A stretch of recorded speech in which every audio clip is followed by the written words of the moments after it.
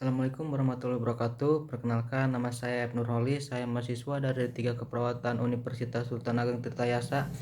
Di sini saya akan membahas tentang asuhan keperawatan pada pasien dengan kolik abdomen. Nah, pengertiannya itu kolik abdomen adalah nyeri hebat pada perut yang sifatnya hilang timbul. Yang mendasari terjadinya kolik abdomen adalah kontraksi otot penyumbatan atau peradangan pada organ di dalam rongga perut seperti usus, rektum, kantong empedu, ginjal dan saluran kemih. Contoh obat perada nyeri untuk mengatasi kolik abdomen yaitu ibuprofen dan Nephroken untuk meringankan gejala dan peradangan. Jika kolik abdomen disebabkan gastroenteritis atau kolitis ulceria atau penyakit Crohn, penyakit radang usus, menerapkan bantal pemanas atau kompres hangat pada perut juga bermanfaat. Hasil lab yang ditemui pada kolik abdomen yaitu tingginya leukosit pada hasil pemeriksaan kemungkinan dapat disebabkan oleh infeksi atau radang yang memicu keluhan kolik abdomen ini.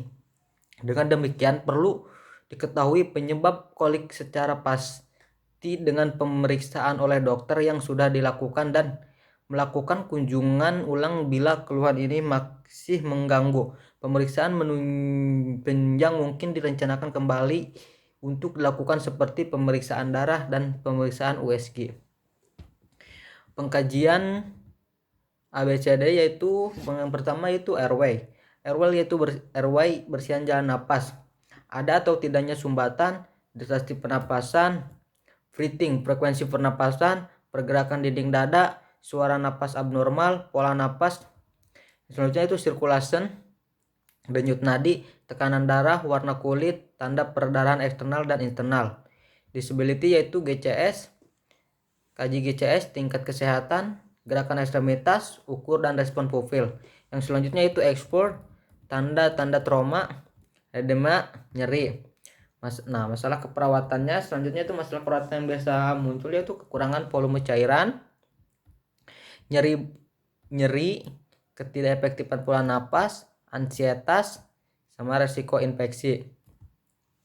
Yang pertama itu kekurangan volume cairan yang berhubungan dengan mual, muntah, demam, dipantau depresi. Tujuan yaitu kebutuhan cairan terpenuhi, kriteria hasil, tanda vital normal, masukan dan haluan seimbangnya intervensi yaitu pantau tanda vital dan observasi tingkat kesadaran dan gejala shock. Pantau cairan parental dengan elektrolit, antibiotik dan vitamin. Pantau selang nasonitis dan alat penghisap rendah dan intermittent. Ukur haruan diranse setiap 8 jam. Observasi isi terhadap warna dan konsistensi.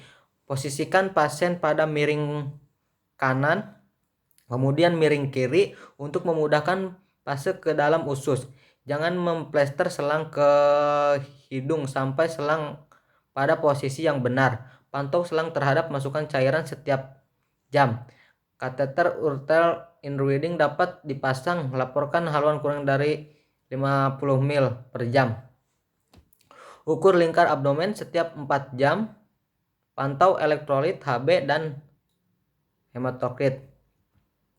Selanjutnya itu nyeri berhubungan dengan distensi kekakuan. Tujuannya itu rasa nyeri retensi atau terkontrol. Kriteria hasil yaitu pasien mengungkapkan penurunan ketidaknyamanan, menyatakan nyeri pada tingkat dapat ditoleransi, menunjukkan relax. Intervensinya yaitu pertahankan tirah baring pada posisi yang nyaman, jangan menyangga lutut, kaji lokasi berat dan tipe nyeri, kaji keaktifan dan pantau terhadap efek samping analgesik, hindari morfin, berikan periode istirahat terencana, kaji dan ajarkan melakukan latihan tentang gerak aktif dan pasif setiap 4 jam. Ubah posisi dengan sering dan berikan gosokan punggung dan perawatan kulit. Okultasi Pusing usus, perhatikan peningkatan kekuatan atau nyeri. Berikan perlahan bila dipersenkan. Berikan dan anjurkan tindakan alternatif penghilang nyeri. Yang selanjutnya itu ketidakefektifan pola napas berhubungan dengan distensi abdomen dan atau kekakuan. Tujuan pola napas menjadi efektif. Kriteria hasil pasien menunjukkan kemampuan melakukan latihan pernapasan yang dalam dan perlahan. Intervensinya yaitu kaji status pernapasan, observasi terhadap pernapasan cepat, tingkatkan kepala tempat tidur 40-60 derajat, pantau terapi oksigen atau spirometer, insentif, kaji dan ajarkan pasien untuk membalik dan batuk setiap 4 jam dan dalam setiap jam. Okultasi dada terhadap bunyi napas setiap 4 jam. Nah, selanjutnya itu ansietas berhubungan dengan krisis situasi dan perubahan status kesehatan. Tujuan ansietas teratasi. Kriteria hasil pasien mengungkapkan pemenuhan tentang penyakit saat ini dan mendemonstrasikan keterampilan coping positif dan menghadapi ansietas. Intervensinya itu kaji perilaku coping baru dan anjurkan penggunaan keterampilan yang berhasil pada waktu lalu. Dorong dan sediakan waktu untuk mengungkapkan ansietas dan rasa takut. Berikan penanganan. Jelaskan prosedur dan tindakan dan beri penguatan penjelasan mengenai penyakit, tindakan, dan prognosis. Pertahankan lingkungan yang tenang dan tanpa stres. Dorong dukungan keluarga dan orang terdekat. Yang selanjutnya yaitu resiko infeksi. Yang pertama, observasi, monitor tanda dan gejala infeksi lokal dan sistemik. Terpentingnya itu batasi jumlah pengunjung, berikan perawatan kulit pada area edema, cuci tangan sebelum dan sesudah melakukan tindakan pada pasien, pertahankan teknik aseptik pada pasien beresiko tinggi. Edukasinya itu jelaskan tanda dan gejala lain infeksi, ajarkan cara mencuci tangan dengan benar, ajarkan